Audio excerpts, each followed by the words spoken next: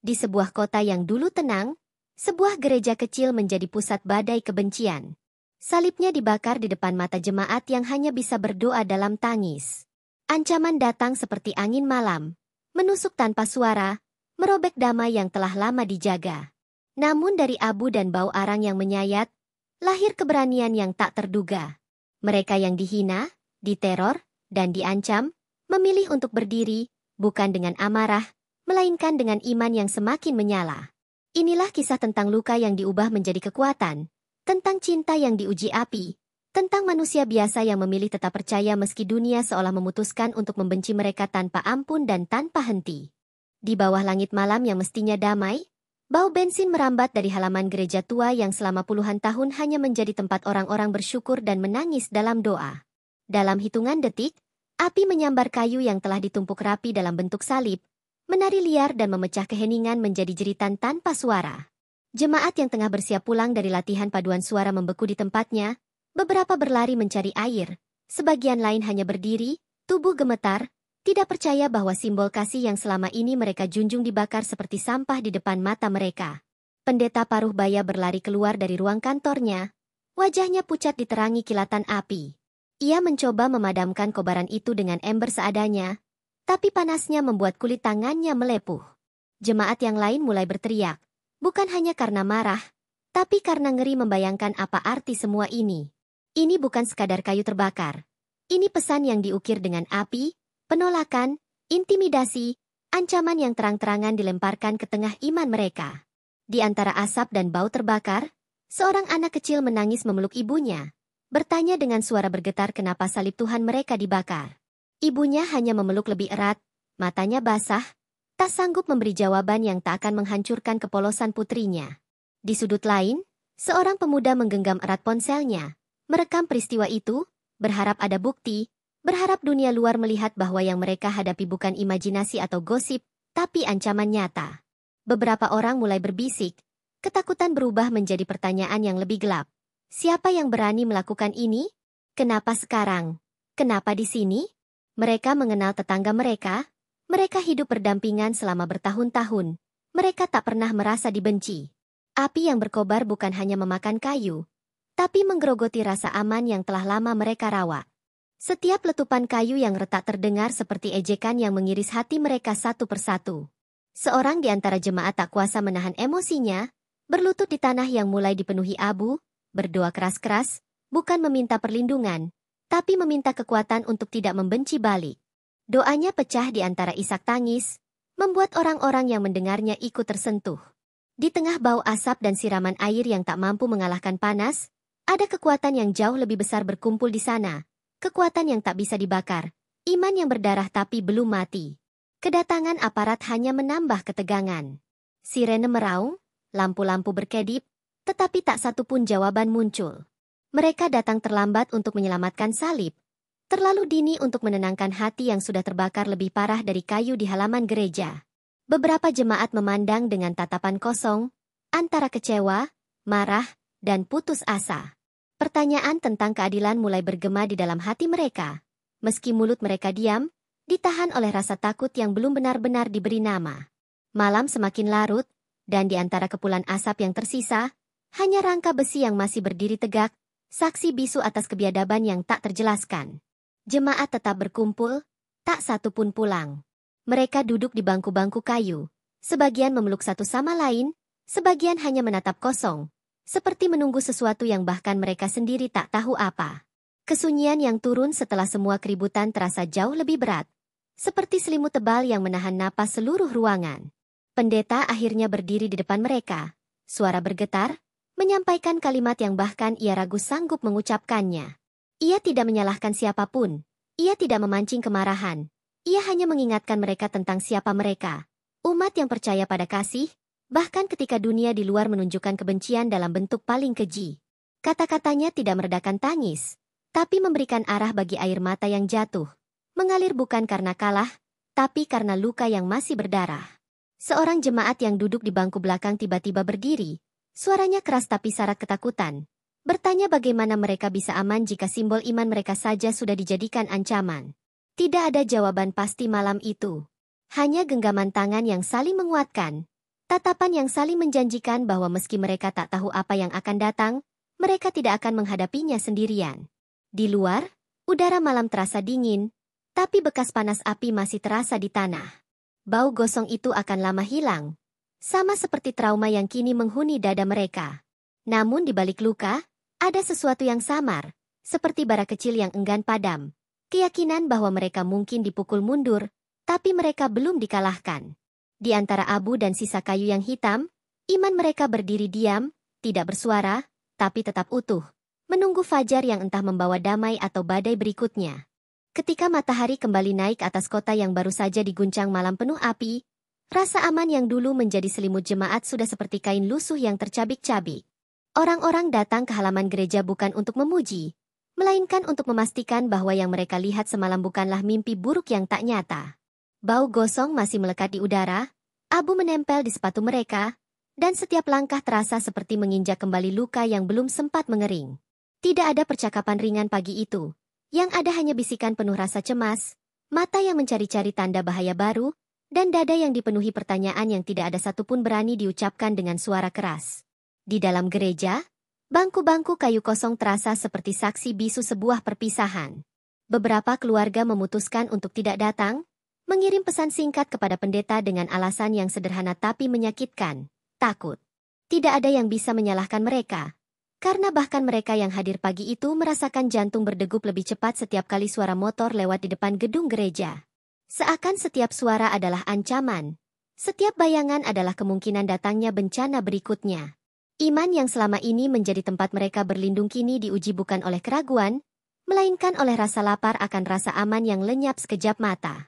Pendeta duduk di mimbar, tangannya menggenggam Alkitab dengan erat, bukan sekadar sebagai simbol, tetapi sebagai satu-satunya pegangan di tengah badai yang belum jelas arahnya. Tatapannya menyapu ruangan, bertemu dengan wajah-wajah yang menatap balik penuh harap, takut, marah, dan bingung dalam satu waktu yang sama. Kata-kata yang biasanya mudah ia temukan kini tersangkut di tenggorokan, terhalang oleh beban yang terlalu berat untuk dijadikan kalimat penghiburan. Ia tahu setiap kalimat yang salah bisa menjadi percikan baru, bisa memperuncing perpecahan yang mulai merayap diam-diam di antara jemaatnya. Bisikan perbedaan pendapat mulai terdengar semakin jelas. Ada yang menuntut gereja melawan, mendesak polisi, menggiring media, menuntut keadilan dengan suara keras, dengan tindakan yang tegas. Ada pula yang berbisik agar mereka diam saja. Jangan memperkeruh keadaan, menunggu badai ini reda dengan cara menghindar, menunduk, dan berharap semua akan berlalu. Perbedaan yang dulu hanya sebatas cara berdoa kini berubah menjadi perbedaan cara bertahan hidup, dan itu jauh lebih menakutkan daripada api yang semalam membakar kayu, karena api yang satu ini bisa membakar dari dalam. Seorang pemuda gereja yang selama ini dikenal pendiam tiba-tiba meledak.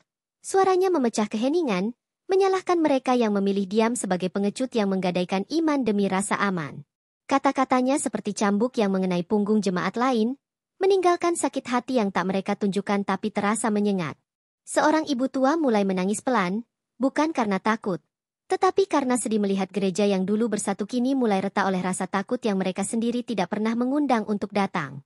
Di luar tembok gereja, dunia tidak lebih ramah.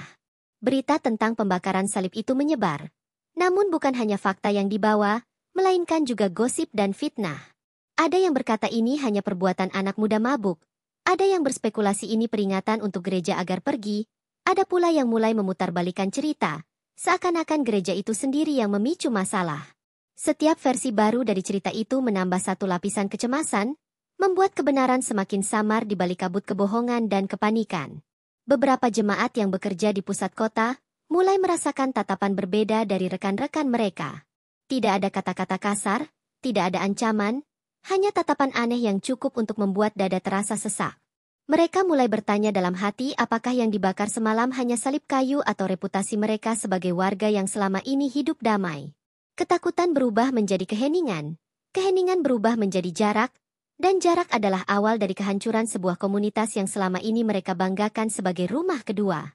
Pendeta akhirnya mengumpulkan para penatua, duduk di ruangan kecil yang temboknya tipis, seakan rahasia yang dibicarakan di dalam bisa dengan mudah bocor keluar. Diskusi itu panas meski suara mereka dijaga tetap rendah. Tidak ada satupun jawaban yang memuaskan. Setiap rencana yang muncul terasa seperti undangan baru bagi masalah, Setiap pilihan seperti pisau bermata dua. Mereka sadar, jalan di depan bukan hanya sulit, tetapi berbahaya, dan waktu yang mereka miliki untuk membuat keputusan semakin menipis seiring bertambahnya desas-desus dan tekanan dari segala arah. Sementara itu, di rumah-rumah jemaat, percakapan keluarga menjadi sunyi.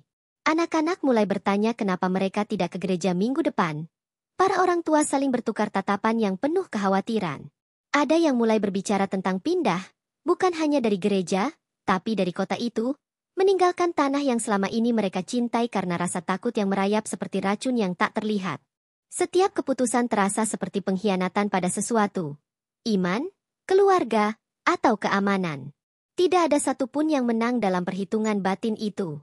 Di balik semua kegelisahan, ada bara kecil yang belum padam, tersembunyi di balik abu yang menutupi semangat mereka.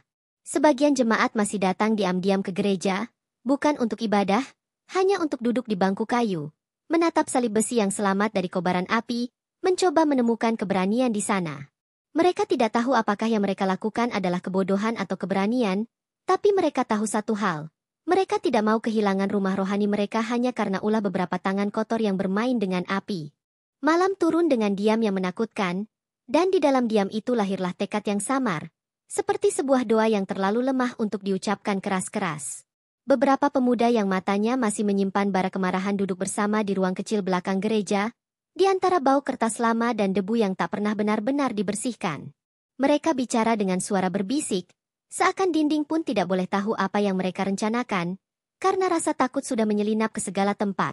Di mata mereka, jawaban tidak akan datang jika hanya duduk menunggu keajaiban. Sesuatu harus diungkap, dan itu harus segera. Setiap kata yang terucap seperti jarum yang menusuk daging sendiri. Karena di antara keinginan mencari keadilan, mereka juga tahu risiko yang menunggu. Nama-nama mulai disebut, bukan sembarang tuduhan, tetapi hasil dari potongan informasi yang mereka dengar dari lorong-lorong sempit gosip kota. Ada cerita tentang tanah gereja yang lama diincar seseorang, ada bisikan tentang pertemuan rahasia yang berlangsung jauh dari pandangan publik, ada suara-suara yang menyebut bahwa api bukan lahir dari kebencian murni, melainkan dari rencana kotor yang dibungkus dengan bendera intoleransi. Satu persatu petunjuk kecil dikumpulkan seperti potongan kaca dari jendela yang pecah, tajam, berbahaya, tapi menyimpan pantulan kebenaran di setiap sudutnya. Mereka menemukan bahwa malam pembakaran itu bukan malam yang acak. Seseorang melihat mobil mewah berhenti tak jauh dari gereja. Seseorang lain melihat orang-orang yang bukan penduduk sekitar berkeliling sore sebelumnya, berpura-pura menanyakan arah, padahal tatapan mata mereka seperti mengukur, bukan mencari. Potongan-potongan itu perlahan membentuk gambar yang semakin jelas. Ini bukan kebencian buta, ini pekerjaan orang yang tahu persis apa yang mereka lakukan. Pendeta yang mendengar laporan-laporan rahasia itu merasakan beban di pundaknya semakin berat. Jika benar ini bukan sekadar aksi kebencian, berarti mereka sedang melawan sesuatu yang jauh lebih besar. Sesuatu yang punya uang, punya pengaruh, dan punya alasan untuk menghapus keberadaan gereja mereka bukan karena iman, tetapi karena nilai tanah yang berdiri di atasnya. Rasanya seperti dikhianati dua kali. Pertama oleh mereka yang berani membakar simbol suci, kedua oleh kenyataan bahwa alasan dibaliknya tidak ada hubungannya dengan iman, hanya kerakusan yang menyamar sebagai ideologi. Kemarahan yang tadinya diarahkan pada bayangan, mereka, yang tidak dikenal kini berubah bentuk, menjadi amarah yang lebih pahit karena objeknya punya wajah, punya nama, punya senyum yang mungkin pernah mereka lihat di pasar, di jalan, bahkan di pertemuan kota. Mengetahui bahwa pengkhianatan bisa bersembunyi di balik sapaan ramah membuat dada mereka lebih sesak dari ketakutan malam pertama. Di dalam hati beberapa orang, api yang dibakar di halaman gereja mulai bergeser, bukan lagi ancaman, tapi tantangan, sebuah seruan untuk membongkar kebusukan yang selama ini tertutup rapat. Namun keberanian dan keputusasaan sering datang dalam satu paket yang sama, dan malam itu para pemuda gereja merasakannya bergantian seperti gelombang yang menghantam karang. Mereka ingin membawa bukti ini ke polisi, tetapi kepada siapa mereka harus percaya ketika isu ini sudah bercampur dengan politik dan bisnis yang jauh di atas kepala mereka. Mereka ingin meneriakannya ke media, tapi siapa yang akan mendengar suara sekelompok jemaat kecil di kota yang bahkan tidak tercatat di peta besar negeri ini? Di luar gereja, jalan-jalan kota tampak biasa saja. Namun di balik normalitas itu, mata-mata kecil menatap dari balik tirai. Ada orang-orang yang tahu lebih dari yang mereka katakan, orang-orang yang terikat diam karena ancaman yang tidak terlihat, orang-orang yang dengan satu tatapan saja membuat tubuh terasa dingin. Jemaat mulai sadar bahwa mereka bukan hanya sedang melawan kejahatan, tapi melawan ketakutan yang dijadikan senjata, melawan diam yang dipaksa, melawan uang yang memutar arah keadilan. Pendeta akhirnya memutuskan langkah yang mengejutkan beberapa orang. Ia meminta agar para pemuda berhenti menggali lebih dalam untuk sementara, bukan karena ia ingin menyerah, tetapi karena ia tahu permainan seperti ini tidak bisa dimenangkan dengan keberanian mentah. Ia berbicara dengan suara pelan namun tegas, bahwa pertarungan iman tidak selalu berarti harus maju ke garis depan. Kadang berarti menunggu dengan sabar, menyiapkan langkah, memastikan setiap batu pijakan kuat sebelum melangkah ke medan yang licin dan penuh jebakan. Keheningan yang menyelimuti ruang rapat kecil itu bukan keheningan menyerah, melainkan keheningan yang lahir dari pergulatan batin yang berat. Setiap orang menunduk, masing-masing membawa pulang potongan beban yang tak bisa dibagi rata, karena ketakutan selalu punya bentuk pribadi. Di luar, malam tetap diam, tapi di balik diam itu, sebuah tekad mulai terbentuk lebih jelas, bukan lagi sekadar melawan kebencian, melainkan membongkar kebohongan yang telah mencederai bukan hanya gereja mereka, tetapi juga kota yang selama ini mereka cintai dengan polosnya. Hari-hari berikutnya berubah menjadi serangkaian jam panjang yang dipenuhi dengan bisikan-bisikan ketakutan yang semakin tajam. Gereja yang dulu menjadi tempat orang mencari penghiburan kini seperti benteng rapuh yang setiap sisinya mulai retak oleh tekanan yang datang tak terlihat. Pesan-pesan singkat anonim datang di ponsel jemaat, kalimat-kalimat pendek yang cukup untuk membuat jantung berdegup seperti drum perang. Beberapa jemaat yang berani tetap hadir untuk berdoa mulai pulang dengan kepala menunduk, takut tatapan orang asing yang terasa seperti pisau tak kasat mata di udara. Coretan-coretan kebencian muncul di pagar gereja, huruf-huruf kasar dengan cat merah yang menetes seperti darah, membuat setiap yang lewat berhenti sejenak, menelan ludah, lalu mempercepat langkahnya. Suara langkah-langkah malam yang dulu biasa saja kini berubah menjadi ancaman samar. Seorang jemaat bersumpah melihat bayangan orang-orang di pojok jalan, memandangi gereja dengan mata yang menyala dalam kegelapan, entah nyata atau hanya ilusi yang dibentuk dari ketakutan yang sudah terlalu lama berdiam di dada. Pendeta mulai merasakan tanggung jawabnya seperti batu besar di punggung. Setiap keputusan yang ia pikirkan seolah membawa resiko yang sama besar.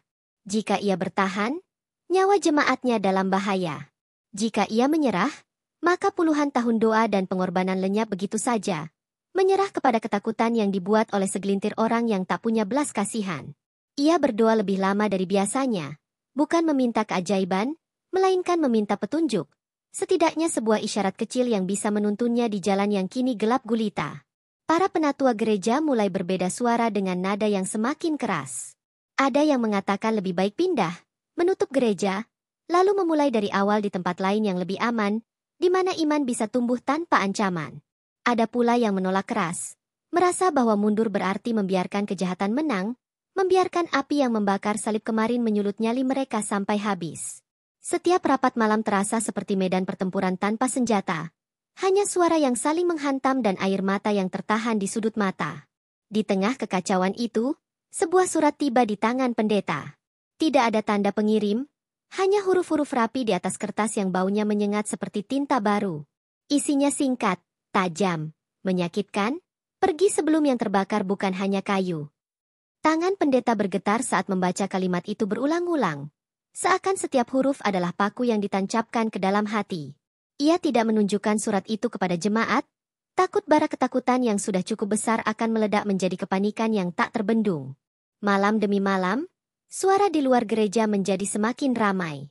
Bukan suara pujian atau tawa, tetapi suara motor yang berhenti sebentar, suara langkah-langkah tergesa, bisikan yang berhenti ketika seseorang membuka jendela. Beberapa jemaat mulai melapor melihat orang asing mengelilingi area gereja, memotret, merekam, seakan mengumpulkan data untuk sesuatu yang lebih besar. Gereja terasa seperti binatang yang dikepung pemburu, masih hidup, tapi tak punya tempat lari. Di antara jemaat, kepercayaan satu sama lain pun mulai goyah. Ada yang mulai curiga pada tetangga sendiri, pada teman satu bangku ibadah, bahkan pada kerabat yang tiba-tiba jarang hadir. Setiap tatapan yang dulu hangat kini diartikan sebagai penilaian. Setiap diam diartikan sebagai rahasia yang berbahaya.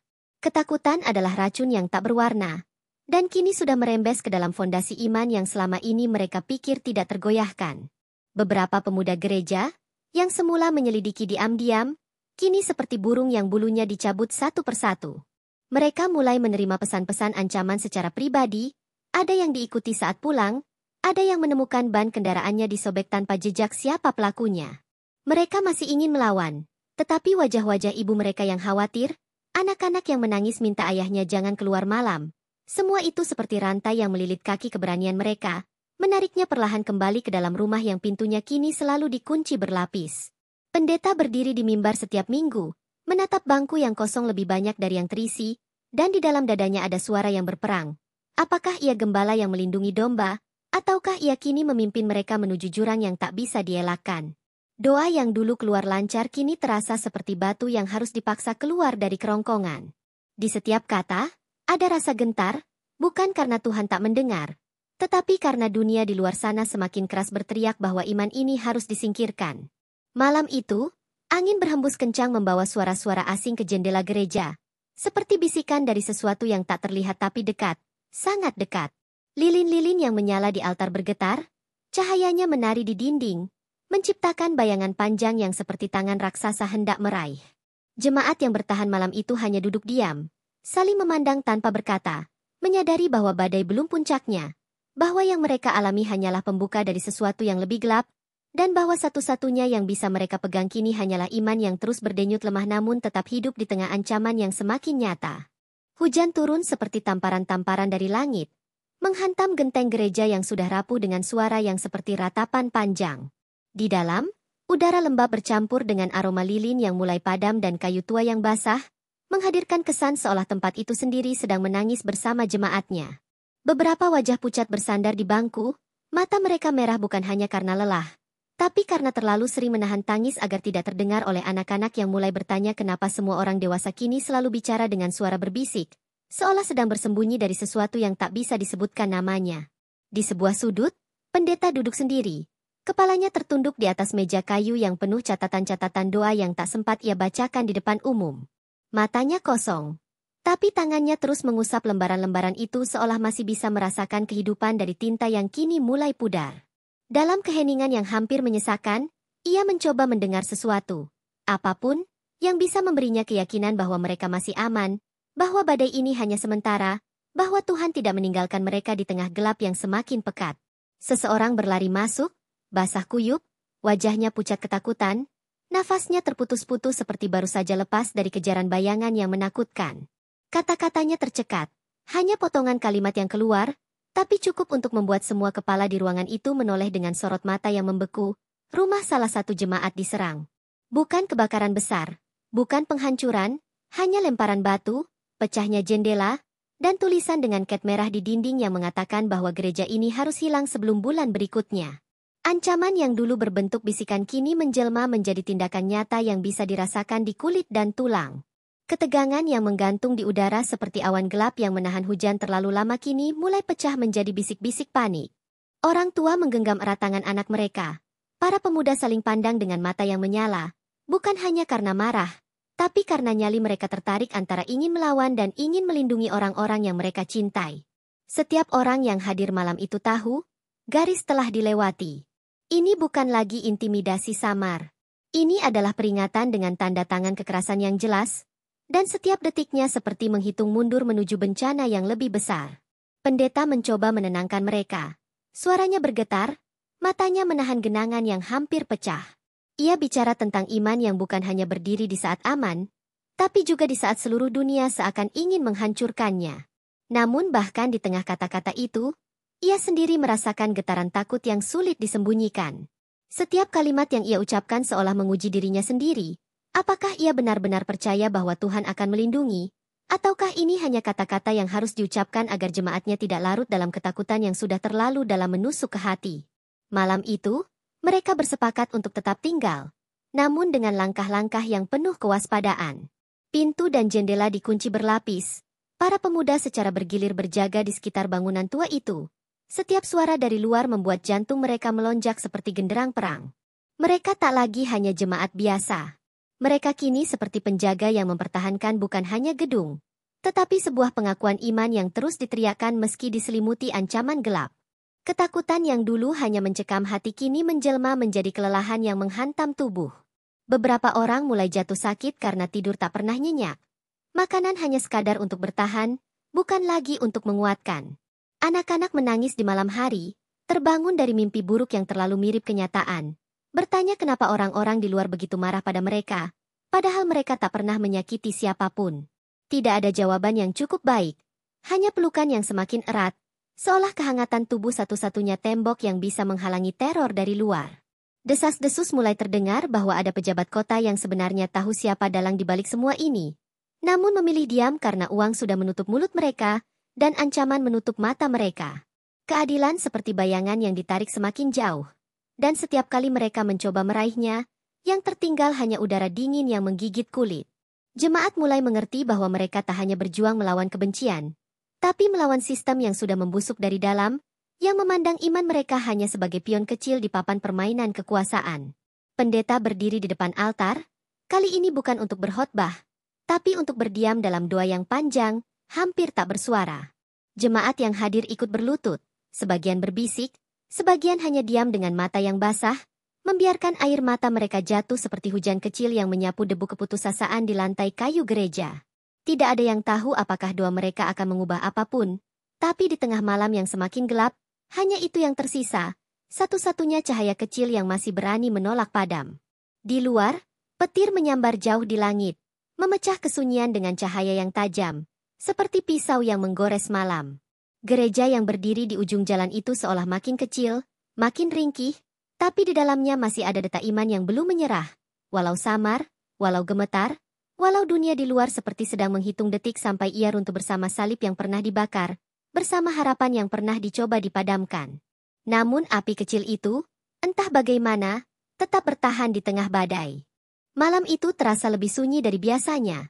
Seolah kota kecil yang selama ini berisik oleh kendaraan dan suara pasar sengaja menahan napasnya sendiri. Di dalam gereja, hanya ada dentingan jam tua yang bergoyang pelan di dinding, menghitung waktu seperti bilah pisau yang setiap ayunannya memotong sisa-sisa tenang dari hati jemaat yang masih bertahan. Mereka duduk melingkar, sebagian memeluk lutut, sebagian memandang kosong ke lantai, tak satu pun yang berani memecah keheningan karena setiap suara terasa seperti undangan bagi bencana untuk datang lebih cepat dari rencana.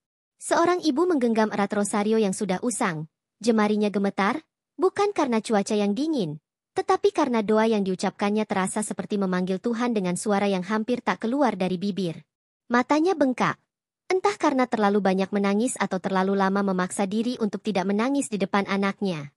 Ia tahu malam-malam seperti ini meninggalkan bekas, bukan hanya di bangunan yang terancam, tetapi di hati anak-anak yang masih terlalu kecil untuk mengerti mengapa rumah ibadah yang seharusnya menjadi tempat aman kini seperti jendela yang menghadap langsung ke jurang ketakutan.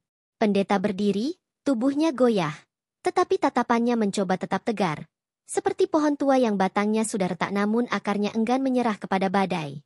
Suaranya serak, namun setiap kata yang keluar seperti paku yang ditancapkan di papan kayu rapuh iman mereka, menjaga agar tidak terlepas sepenuhnya dari harapan yang tipis. Ia bicara tentang keberanian yang bukan berarti tidak takut, melainkan tetap berdiri ketika seluruh tubuh ingin berlari, tetap percaya ketika segalanya tampak sia-sia. Kata-katanya membuat beberapa jemaat menunduk, bukan karena ragu, tetapi karena tahu kata-kata itu ditujukan bukan hanya untuk mereka, tetapi juga untuk dirinya sendiri. Di luar, suara motor terdengar sayup, berhenti, lalu pergi lagi, membuat beberapa pemuda yang berjaga di halaman memegang erat kayu panjang yang mereka jadikan tongkat darurat. Mereka tahu tongkat itu bukan tandingan jika yang datang adalah amarah massa atau senjata yang lebih tajam. Tetapi di tengah ketidakberdayaan, bahkan sebatang kayu pun terasa seperti perisai yang cukup untuk melawan rasa takut yang hendak melumpuhkan nyali. Setiap cahaya lampu kendaraan yang lewat menimbulkan bayangan panjang di dinding gereja, membuat semuanya seperti hidup di dalam film yang siap berubah jadi tragedi kapan saja. Seorang pria parubaya, yang biasanya paling tenang di antara mereka, tiba-tiba menghantamkan tinjunya ke bangku kayu. Suaranya pecah di antara isak tertahan, memprotes Tuhan dengan nada getir yang selama ini ia pendam terlalu lama. Mengapa mereka yang hanya ingin beribadah harus menjadi korban? Mengapa kejahatan dibiarkan menari di atas kebenaran, bebas dan sombong? Sementara mereka yang tak bersalah hanya bisa bersembunyi dan berdoa di tengah ketakutan? Tangisnya pecah, membuat yang lain ikut larut. Karena kadang iman pun menangis ketika luka sudah terlalu dalam dan malam terlalu panjang untuk ditanggung sendirian. Pendeta menghampirinya, merangkul bahu yang gemetar itu, bukan untuk memberikan jawaban, tetapi untuk mengingatkan bahwa di tengah gelap, bahkan pelukan sesama manusia bisa menjadi tanda bahwa Tuhan masih ada, menyentuh lewat kelemahan mereka, bekerja lewat air mata mereka. Jemaat yang lain mulai mendekat, saling merangkul, menciptakan lingkaran yang bergetar oleh tangis, oleh doa, oleh ketakutan yang mereka ubah pelan-pelan menjadi keberanian yang tidak berteriak, tetapi tetap hidup meski nyaris padam. Tiba-tiba, terdengar suara keras dari arah depan, seperti kayu yang dipukul atau batu yang dilempar, membuat semua orang tersentak berdiri. Beberapa pemuda berlari ke jendela, melihat keluar dengan mata yang melebar, jantung berdegup cepat seperti drum perang. Jalanan gelap, namun ada bayangan bergerak cepat menjauh, meninggalkan tanda merah di dinding depan gereja, sebuah simbol yang tak mereka kenal, tetapi jelas bukan salam damai. Jemaat yang melihatnya saling pandang, sebagian berbisik doa, sebagian hanya terdiam, menyadari pesan itu jelas. Ancaman belum berakhir, dan mereka harus bersiap menghadapi babak berikutnya. Malam itu menjadi malam tanpa tidur. Mereka berjaga dengan mata yang terus mencari, telinga yang terus mendengar, dan hati yang terus bertanya apakah ini semua akan berakhir dengan mereka pulang ke rumah masing-masing atau justru berakhir dengan gereja ini menjadi saksi terakhir dari iman yang dipaksa padam oleh ketakutan. Di setiap sudut bangunan tua itu, terasa seperti ada sesuatu yang bergerak, bukan hantu, bukan bayangan, tetapi tekanan yang tak kasat mata yang menahan napas mereka lebih dalam setiap menitnya. Di antara segala ketegangan itu, sebuah suara kecil keluar dari seorang anak yang sudah terlalu lelah menangis. "Kenapa Tuhan diam saja?" tanyanya lirih, polos, menyayat hati setiap orang yang mendengarnya. Tidak ada yang menjawab. Hanya pelukan yang makin erat, doa yang makin dalam, dan tekad yang makin diam-diam tumbuh. Jika dunia ingin memadamkan cahaya ini, maka mereka akan menjadi bara yang tidak terlihat, yang terus hidup, terus panas, meski dikubur dalam abu ketakutan yang menumpuk dari hari ke hari. Langit di luar mulai memucat, tanda fajar hampir tiba. Tetapi tidak ada rasa lega yang datang bersama cahaya pertama itu.